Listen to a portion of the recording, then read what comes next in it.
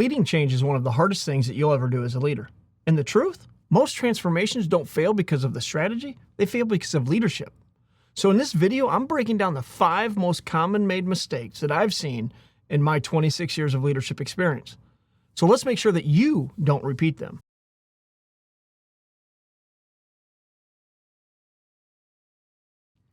All right, so let's talk about number 1, moving too fast without laying a foundation.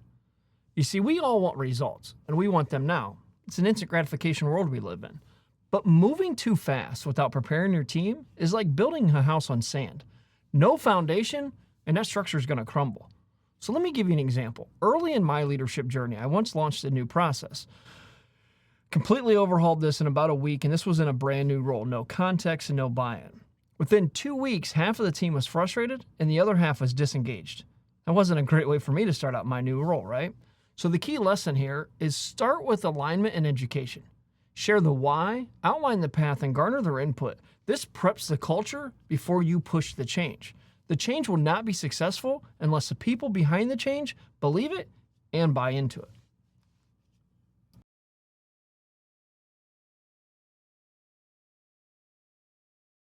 All right, number 2, not explaining the why. If your team doesn't understand why you're changing something, they'll cling to the old way. We've all heard this. This is how we've always done it, right? That's a popular saying. So let me give you an example. There was a department was resisting a new software platform, not because the tool was bad, they didn't really even know, but because no one had explained how it helped them succeed. So the key lesson here is repeat the why until your team can explain it better than you can. When you tie the change to their purpose, not just the business goal, this creates ownership on their end and the desire for success of the change.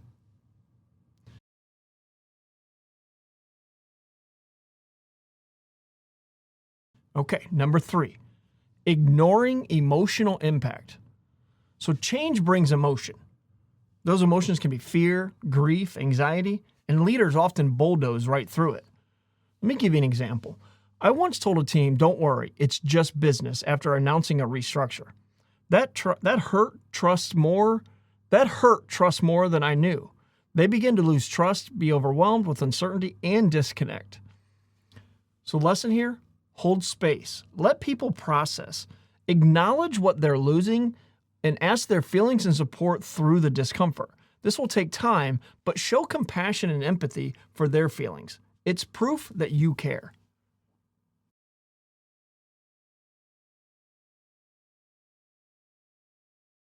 Number 4, talking at instead of listening to. So if your communication is one way, right, you're not listening, you're missing 50% of the message. So for example, I rolled out a vision without a Q&A one time. Feedback came days later in the form of rumors. That didn't help my process or help get the change going. So as a lesson here, host listening sessions, roundtables, brainstorming sessions, whatever you want to call them. Invite the feedback proactively. Make people feel heard before you expect them to move forward with change.